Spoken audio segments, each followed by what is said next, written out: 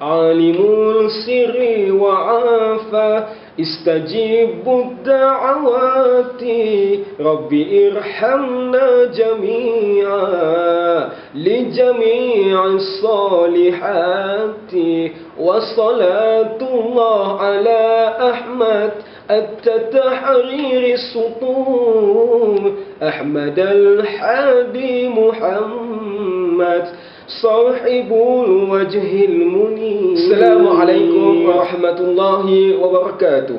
الحمد لله رب العالمين والصلاة والسلام على نبينا محمد سيد الحلا إخوة البشر وعلى آله وصحبه أجمعين.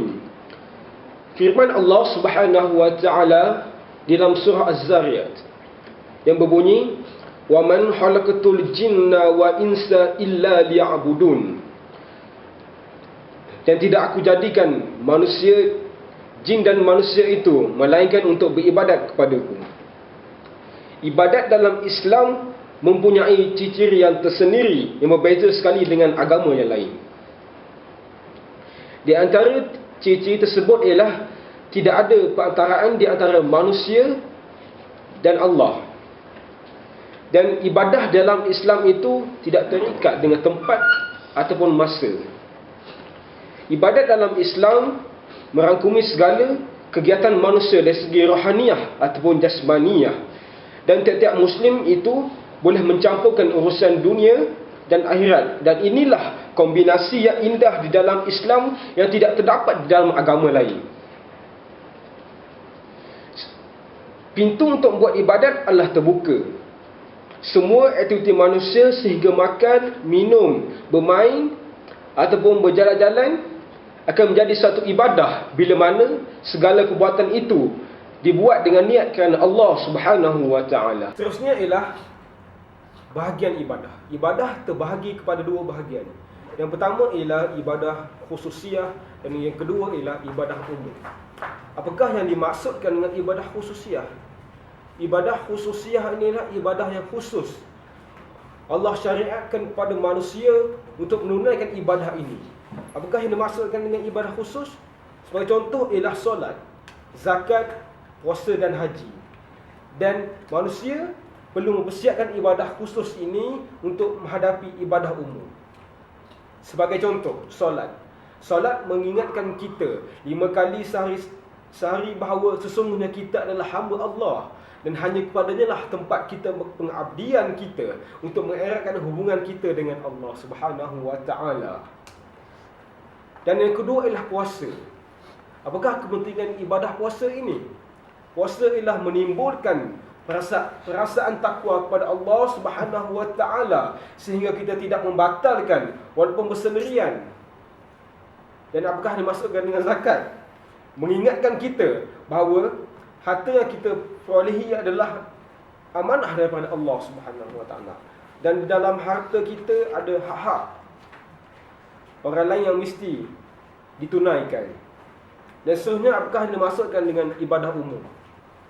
Ibadah umum ialah segala perkara atau amalan selain daripada kumpulan ibadah khusus yang mana dimaklumkan sebentar tadi, yang dilakukan semata-mata menjadi keredaan Allah Subhanahu wa taala, dan inilah termasuk seluruh perbuatan manusia dalam kehidupan seharian.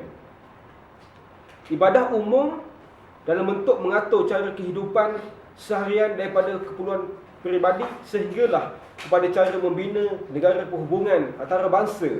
Semua ada peraturan-peraturan akhlak yang mulia daripada perspektif Islam yang boleh membuat amalan kita itu menjadi ibadah.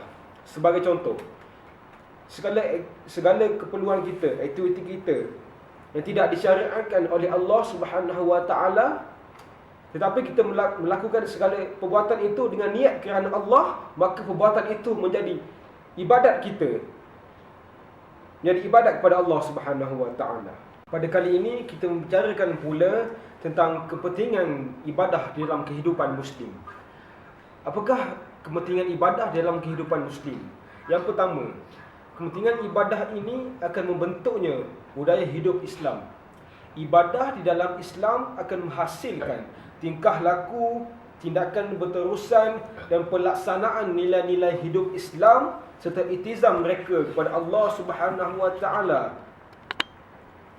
Tuhan pengabdian mereka yang sebenarnya.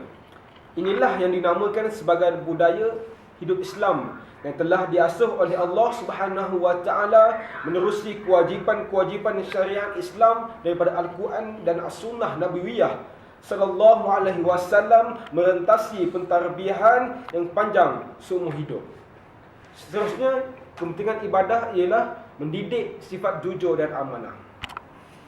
Sifat jujur, yakni sidik dan amanah amin, boleh terhasil dari hati insan yang menerima, mengakui dan memperjuangkan kebenaran dan realiti yang berlaku di peringkat zahir ataupun batin.